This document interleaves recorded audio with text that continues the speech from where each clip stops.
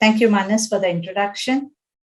The theme of my presentation is Stop Managing, Start Innovating. Now, I just joined a couple of minutes earlier than what I was supposed to. Heard an interesting conversation where there was ICICI, there was Pfizer, there was a supply chain group, etc., right? They're talking about all the cool things they were doing. What are the challenges that they're facing, right?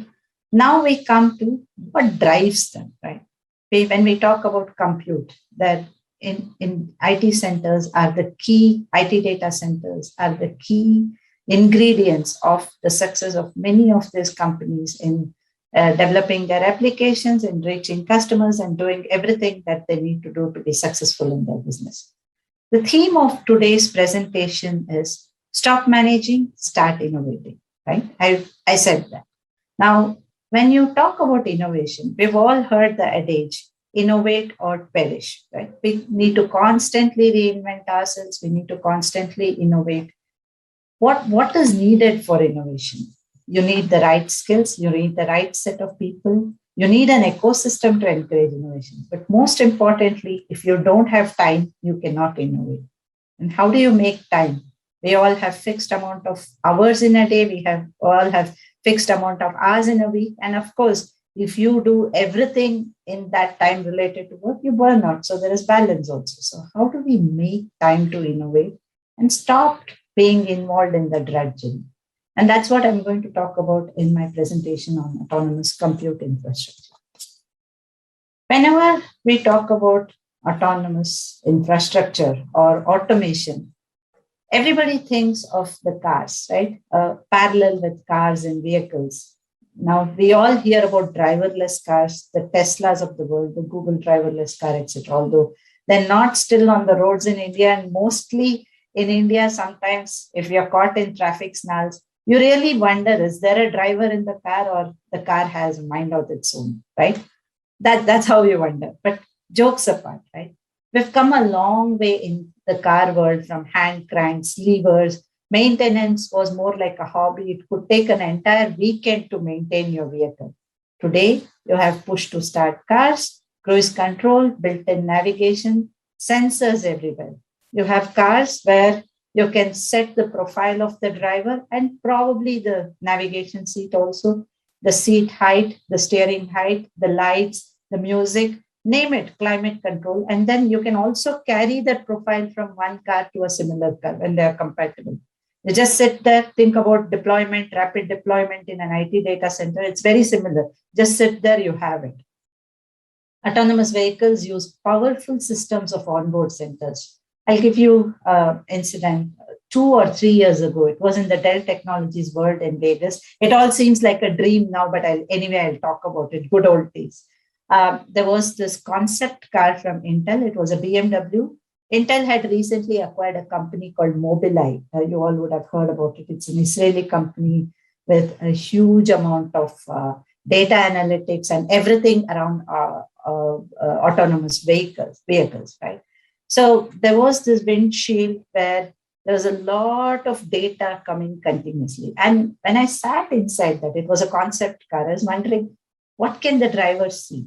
You're not supposed to see the road. You're not supposed to think about driving. Someone is doing that for you. You're literally sitting in a dashboard-like environment where you're getting the news, the weather. At a flick of a button, you could get. That's the future. That's the data analytics that's coming. That's the artificial intelligence with very minimal human intervention, right?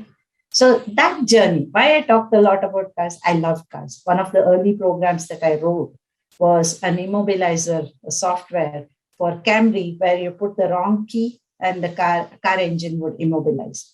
Now, they were way ahead. That was 20 plus years ago. Vehicle technology was way ahead of insecurity than what we are worrying today. Similarly, like Manas said, punch cards, right? We have IBM mainframes, Univac, somewhere in the world even now.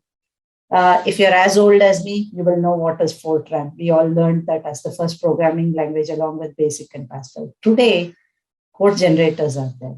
Artificial intelligence is so advanced, it can write its own code, test it in an automated way, do everything the program. I think of this as a continuum, and let's see how we are doing. We are at a critical inflection point. We are in a connected, data-driven world. There is increased dependency on IT in this world, right? Many years ago, IT department would be respectfully called MIS, right? I use the word respectfully, Management Information System. They were somewhere in the periphery. Nobody gave them the importance that they truly deserved and what was coming in future. Today, where is the CIO? He or she has a seat on the table along with the rest of the CXOs and an equal partner in strategic direction of an organization. One can't be successful if you do not involve the IT department, be it the ICICI, be it the Pfizer, be it any of the large manufacturing corporations, right? Now, so it's important to be strategic in IT. It's easier said than done. You can say, hey, let's automate everything tomorrow. But think about it. If some of you are in IT data centers, you know the complexity. There are legacy systems. When I visit some of our customers, we are in the 16th generations of the servers in Dell. I do see 8th generation, which probably is about 15, 20 years older. They're still working, not broken, so they're not going to remove it. You have heterogeneous environments. You have now, earlier it was just an on-prem data center. Today, what are you talking about? You're talking about hybrid cloud. You're talking about edge environments. It is everything, right? You can't just worry about on-prem, the security there and everything. You have to worry about everything. Complex workloads. Once upon a time, when we had to do system test, I just had to worry about email. You had to worry about web. You have to worry about, say, an SAP kind of workload. 3 or 4 varieties and you're done. You validate your server and put it out. Today, it's a very complex world. There are multiple complex workloads. When our end goal is infrastructure that is entirely self-deployed, self-provisioned, self-managed, and self-healing, these complications have to be addressed. Many organizations take the easy route, especially in India, since labor is cheap. You still have manual configuration, deployment, and maintenance. It's complex, it's time-consuming, and very prone to human error. That's why you see downtime. You might have noticed that I had a few seconds off on my network. Probably that was a human error too, right? The solution is to incorporate intelligence into this server infrastructure. Moving on, again, a parallel to cars, right? You think about no automation at all. One-to-one manual management, a few stages of automation here, right? You think of small and medium business customers having a handful of servers, you do one-to-one management. You don't have any tools. You move on and say, okay, I have my hands on, but I have assistance from an operator. When you say that, you have scripts, you have APIs for some amount of lifecycle management. We do see some of the do-it-yourself customers who buy the server and probably the operating system and write their own scripts and manage. It doesn't give you scale, but it satisfies a certain segment. You move on and say, okay, I'm hands-off. What is this? Partial automation. You have some advanced lifecycle automation capabilities. The policies are executed by the management system itself. There could be an infrastructure level API, a single control point. Now we are slowly moving from one-to-one management to a one-to-many. You're not at scale, but you have a degree of automation. Next phase, eyes off, right? Hands are off, eyes are off. We call it conditional automation. APIs are getting a bit more intelligent. They're no longer just functional, they're outcome-based. This simplifies configuration. Additional context awareness is there to allow some advanced policies from the IT department. You have telemetry that is with the cloud connectivity, which gives us a scale to monitor and do some analytics, right?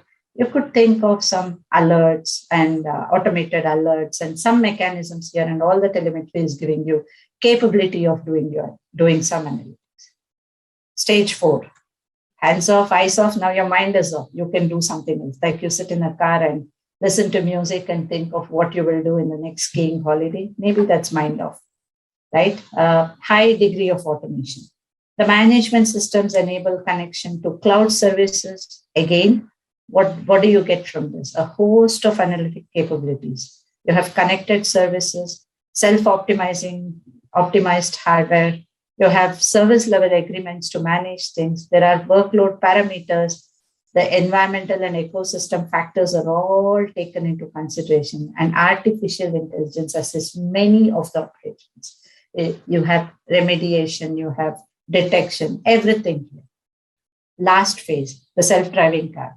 The steering wheel is also optional, but I see them in the self-driving cars because you have nostalgia. If you don't have a steering wheel, you don't feel you're sitting in a car. It could be a box for you as well, with wheels outside. This is full automation, ideal situation for the infrastructure. It's everything is self-driven, self-optimizing, self-remediating, self-updating, zero maintenance management after deployment. The SLAs are provided by the consumers and you get the desired outcomes. That's utopia. That's where we need to get to, right? Let's see where are we with respect to this.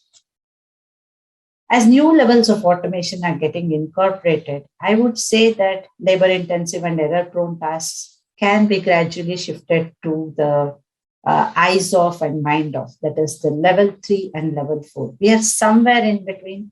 We're getting increasing agility, right? That's very, very important. The turnaround times. If you file an IT ticket and wait for 3 days, nobody is going to be happy.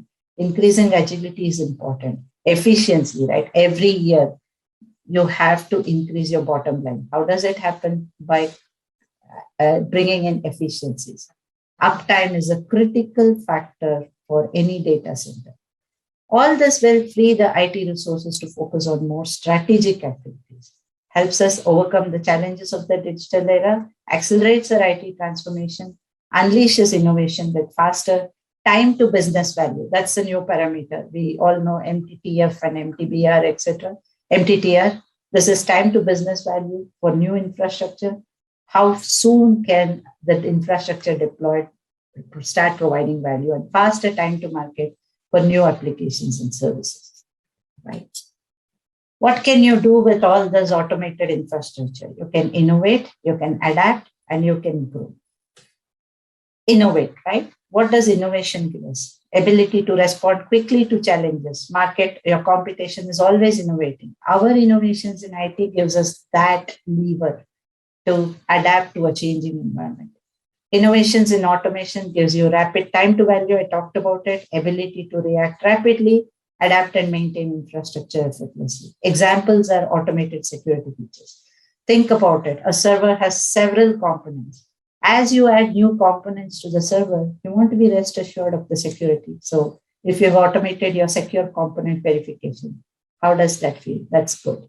You don't want your firmware versions and anything that you have already put in to drift away. If you have a system lockdown feature, right, which means any drift is detected and then appropriate remedial action is taken. If that is automated, wouldn't that be a great innovation? Yes, that would be, right? If you have agent-free local and remote server administration, that would automate many management tasks, including configuration, update, and monitoring. Adapt. Every time you're asked, there is rapid enablement. I'm going to expand the data center. That's growth. But if I'm going to add new nodes to it, I want to rapidly deploy. I don't want to take weeks and months to do that. I want to be able to repurpose existing IT to do something else. I want to detect faulty systems quickly and replace. How do we do that? Automated infrastructure monitoring, alerts, and remote management and deployment, right? I'll give you another example. Supposing you have automated your power management. You're able to detect failures. You're able to set thresholds and squelch hungry servers, which are taking a lot of power. Or you want to retire a server because it is the rogue in consumption of power. If you can quickly reduce the deployment time and effort with automatic template deployment, wouldn't we all love it? Power management tool automatically tells you something is bad. If you're able to deploy and use template deployment, you have a new server in its place. That's adaptation. Grow. The pandemic has been a big example of how we had to grow without being prepared for it, right? Overnight, all of us had to switch from on-prem work, right? Many companies said we'll never allow our employees to work from home. Who knew that kindergarten kids will be into online learning? What did it mean to all the IT infrastructure? We just had to scale and grow at levels that one couldn't have imagined, right? across core, edge, and cloud environments. Systems that can support increasingly diverse, complex, and data intensive workloads. When you have lockdowns, time, you want to talk to each other. You can't meet them physically. So it's all a digital world. So it becomes more data intensive. The workloads are enormous. But you want that complexity in the workload, you want that complexity in the applications. You don't want it in the management systems, right? That's something people buy to have better peace of mind. So you have to simplify management activities across core, cloud, and edge environments. You can scale and evolve more readily. Today, we are ready for something you need to future proof. Autonomous compute infrastructure that supports growing needs today prepares us better for the future. In summary, digital transformation and autonomous infrastructure is a continuum, is a journey. The more you tread the path and achieve success, it's significant savings in effort, time, and total cost of ownership. It accelerates your IT transformation. It scales out to handle an expanding data footprint from core to cloud to edge. That's all I wanted to talk about today. Thank you. And any questions? Thank you so much, Sudha. Very comprehensive and holistic. We have a lot of questions coming from the audience. Perhaps in the interest of time, we'll take one. So Sure. the question is, what are the top innovations that you are currently witnessing in server automation that are not only furthering the digital transformation journey, but also bringing a lot of business success for the enterprises? Yeah, the one thing that actually I should have mentioned when you mentioned grow, right? You all hear the containerization, right? Many people talk about containerization in the applications, but that is coming to the management world, systems management world. We have update services, we have deployment services, we have provisioning services. That actually helps us scale. And I think that's a cool new innovation. That's one of the key things that I'm happy to talk about and how we are moving towards that. And of course, Dell has this Apex where anything is as a service, and our contribution from management is start building services for them. The other one, India especially, we worry a lot about power and thermal and everything else, given all our constraints, right? The VM power mapping, not just physical service. If you're able to do virtualized power mapping, virtualized machines power mapping, that also gives you a big advantage to recognize and be very power efficient. And it's not just about the paucity of power in states like Bangalore, it's also energy efficiency. We are all into green. So those are the two things, new innovations that I think that are going to change things in a big way. Understood. Thank you so much. It was a true pleasure listening to you and hope you enjoyed your time. And thank you so much again.